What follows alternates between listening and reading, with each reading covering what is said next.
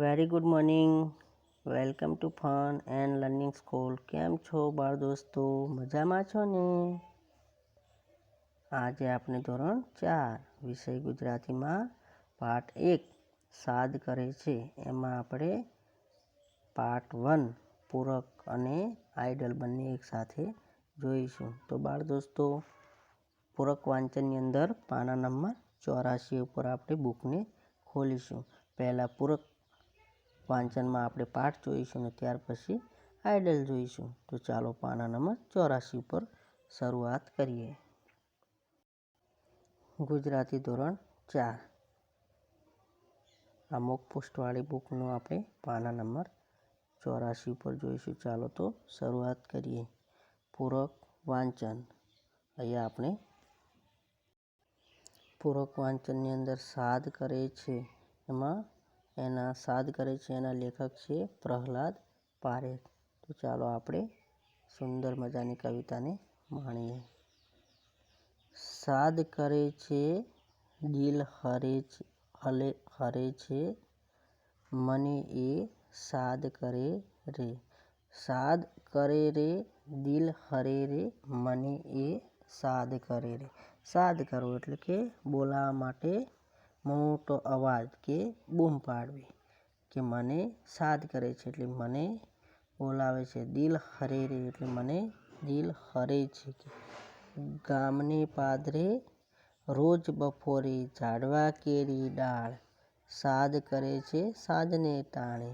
જોઈએ અહીંયા ગામને પાદર એટલે ગામનું ગોદરું કહીએ છીએ ને આપણે. હા, એ ગામને પાદરે રોજ બપોરે એટલે કે દરરોજ માટે બપોરે મને ઝાડવા કેરી ડાળ એટલે ઝાડવા એટલે જે વૃક્ષો છે ને એની ડાળ સાદ કરે છે સાંજને તાણે એટલે કે મને સાંજના સમયે મને શું કરે છે? સાદ કરે છે. દૂર ડુંગર માળ મને રે ભણવા તાણે સાદ કરે છે. એટલે કે દૂરની ડુંગર માળ, જો દૂર દેખાય છે ને, દૂર દૂર સુધી ડુંગરાઓની હારમાળા દેખાય છે, એ મને ભણવા તાણે એટલે ભણવાના સમયે મને સાદ કરીને બોલાવે છે. નાનકડું એક તળાવ કામની વેળાએ રોજ બોલાવે. અહીંયા શું કહે છે? નાનકડું એક તળાવ છે. જો અહીંયા તળાવ પણ દેખાય છે. શું કહે છે? રોજ મને બોલાવે છે. શું કરે છે? રોજ મને કામની વેળા, કામના સમયે મને રોજ બોલાવે છે. એક એવો છે ઢાળ મને એ નદીઓ કેરી ભેખડ પેલી ખેતરો કેરી હાર સાદ કરે છે જંગલ કેરી. બાળ દોસ્તો, અહીંયા એક એવો છે ઢાળ. ઢાળ એટલે કે આપણે જે નીચાણવાળો ઉતરતો એક ઢાળ હોય છે. ત્યાં નદીઓ કેરી ભેખડો છે એટલે કે નદીઓ કેરી ભેખડ છે અને ખેતરો કેરી હાર છે. સાદ કરે છે જંગલ કેરી એટલે જંગલ કેરી એટલે કે સાદ કરે છે અને મને બોલાવે છે. કેમ કરું હું વાર મને એ આપ અડે જ્યાં દૂર જમીને કોણ છુપાયું ત્યાં રોજ ઈશારે એય બોલાવે આવ અલ્યા અહીંયા મને સાદ કરે છે. બાળ દોસ્તો કહે છે કે આપ અડે જ્યાં દૂર જમીને, આપણે દૂરથી અમુક સમય જોઈએ છીએ ત્યારે શું થતું હોય છે? વાદળને નીચે આવેલા દેખાય છે અને જમીનને અડતા હોય તેવું દેખાય છે. તો ત્યાં કોણ છુપાયું છે ત્યાં રોજ ઈશારે એ બોલાવે છે મને આવ અલ્યા અહીંયા મને આવ એમ કરીને મને બોલાવે છે. હવે બાળ દોસ્તો, આપણે કવિતાને જોઈ ગયા છીએ, તેના શબ્દ સમજૂતી જોઈશું. અહીંયા જુઓ શબ્દ સમજૂતી. સાદ એટલે મોટા અવાજે બોલાવે છે તેને સાદ કહે. ટાણું એટલે સમય, વખત. ડુંગરમાળ એટલે ડુંગરાની હારમાળા.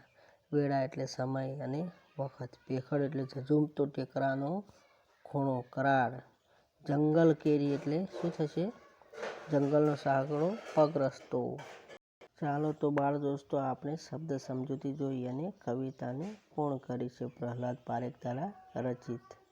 હવે આપણે આઇડલ બુકની અંદર જોઈશું. ચાલો તો આપણે નીચે જુઓ, આઇડલ બુક આપેલી છે ધોરણ 4ની અંદર ગુજરાતીમાં. આઇડલ બુક જોઈશું. ચાલો આઇડલ બુકને ખોલીશું. સાદ કરે છે કાવ્યમાં કવિતા કુદરત પ્રત્યેનો પ્રેમ જોવા મળે છે. કુદરતના દરેક તત્વો પાસે જઈ આનંદ માણવાની ઈચ્છા ધરાવે છે. ગામની ભાગોળે ઝાડની ડાળીઓ રોજ બપોરે સાદ કરે છે. દિલ હરી લે છે. સાંજના સમયે ડુંગરમાળ મને સાદ કરે છે કે છે. ઢોળાવવાળો રસ્તો મને સાદ કરીને બોલાવે છે. આપણે સરસ મજાની કવિતાની અંદર ઈશ્વરની પ્રકૃતિ એને ઇશારો કરી અને બોલાવે છે એ જોયું. હવે ચાલો કેટલાક પ્રશ્ન જોઈએ. પ્રશ્ન 1. સાદ કરે છે કાવ્યમાં કવિનું નામ શું છે? તો આપણે જોયું હતું પ્રહલાદ પારેખ છે. પ્રશ્ન 2. ઝાડની ડાળીઓ કવિને ક્યાં બોલાવે છે? તો એ ગામને પાદરે બોલાવે છે. પ્રશ્ન 3. ડુંગરમાળ કવિ સાંજના ટાણે કે સવારના ટાણે બોલાવે છે? તો સાંજના સમયે બોલાવે છે ડુંગરમાળને.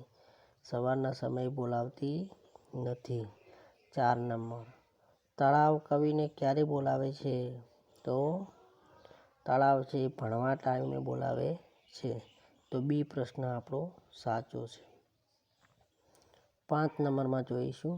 કામની વેળાએ કવિને ખાલી જગ્યા બોલાવે છે? તો ઢાળ બોલાવે છે.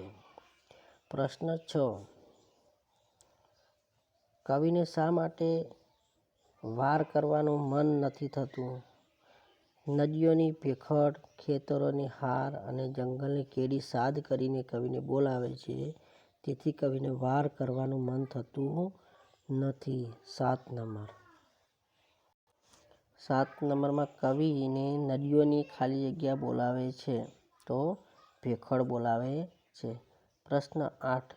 આકાશ જ્યાં જમીનને અડે છે તેવો આભાસ થાય તે જગ્યાને શું કહે છે? તે જગ્યાને ક્ષિતિજ કહેવાય. તો ક્ષિતિજ. બી નંબરનો પ્રશ્ન સાચો છે. પ્રશ્ન 9. કવિને કોણ બોલાવે છે? તો કવિને ઝાડની ડાળ, ડુંગરમાળ, નાનું તળાવ, નદીઓની ભેખડ, ખેતરોની હાર અને જંગલની કેડીઓ બોલાવે છે. ચલો પ્રશ્ન 10 જોઈશું. 10 નંબરનો પ્રશ્ન. કવિને ઇશારો કરીને કોણ બોલાવે છે? આકાશ જમીનને અડે છે તે ક્ષિતિજમાં કોઈ છુપાયું છે. તે કવિને ઇશારો કરીને બોલાવે છે. પ્રશ્ન 11 જોઈશું. 11 નંબરનો પ્રશ્ન. ખેતરોની હારમાળા અને જંગલની કેડી કવિને સાદ કરીને બોલાવતા નથી. તો ખરું કે ખોટું? તો બોલાવતા હતા. તેથી આ વાક્ય ખોટું કરીશું. પ્રશ્ન 12. કાવ્ય પંક્તિ પૂર્ણ કરીશું આપણે.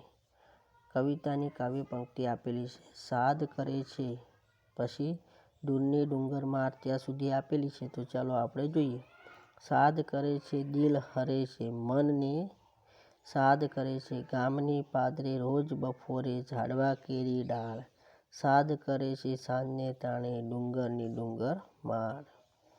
પ્રશ્ન 2. ભણવા તાણેથી એક એવો ઢાળ ત્યાં સુધી આપણે કાવ્ય પંક્તિ પૂર્ણ કરીશું. ભણવા તાણે સાદ કરે છે નાનકડું એક તળાવ કામની વેળા રોજ બોલાવે એક એવો છે ઢાળ. જોઈએ 3 નંબરના કાવ્ય પંક્તિ જોઈશું. નદીઓ કેરી ભેખડ કેમ કરું હું વાર. અહીંયા જોઈએ નદીઓ કેરી ભેખડ પેલી ખેતરો કેરી હાર સાદ કરે છે જંગલ કેરી કેમ કરું હું વાર. તો આ જોઈએ આપણે કાવ્ય પંક્તિ. હવે પ્રશ્ન 13 જોઈશું. તેમાં આપેલા શબ્દ સમૂહ માટે એક શબ્દ આપીશું. 1 નંબર.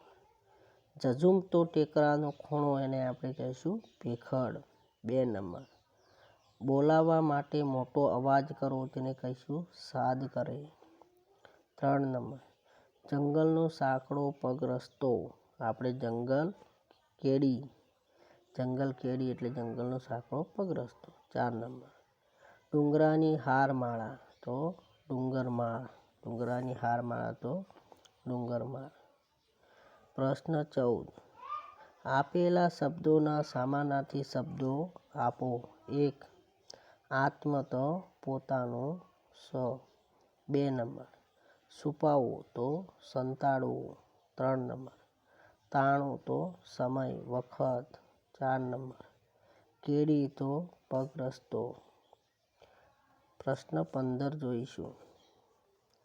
આપેલા શબ્દોના વિરુદ્ધાર્થી શબ્દ આપો. નજીક તો દૂર. 2 નંબર. સાંજ તો સવાર. આબ તો જમીન. નાનું તો મોટું. પ્રશ્ન 16. આપેલા શબ્દોને શબ્દકોશના ક્રમ પ્રમાણે ગોઠવીને લખો. 1 નંબરમાં ઈશારો, સાદ, નદી, પાદર, ઢાળ અને કેડી. તો ઈશારો ઈ, કેડી, ઢાળ, નદી. ચાલો 2 નંબરમાં જોઈએ. ડુંગરમાળ, ભમણા, તળાવ, ઢાળ અને સાંજ. તો ડુંગરમાળ, ઢાળ, તળાવ, ભમણા અને સાંજ. આ જોયું આપણે શબ્દ સમૂહ માટે એક શબ્દ. બાળ દોસ્તો, અહીંયા આપણે પૂરક વાંચનની અંદર સાદ કરે છે પ્રહલાદ પારેખ તારાની કવિતા જોઈ, ત્યાર પછી સમજૂતી જોઈ અને આઈડલ બુકની અંદર આપણે પ્રશ્નોત્તરી જોઈ. તો આજે આપણે આઈડલ બુકની અંદર જે પ્રશ્નો જોયા, જે ભણ્યા એ આજનું આપણું હોમવર્ક તરીકે લખીશું. તો આપણી આઈડલ બુકમાં આપણે લખશું. તો આ થયું આપણું હોમવર્ક. Okay, bye bye.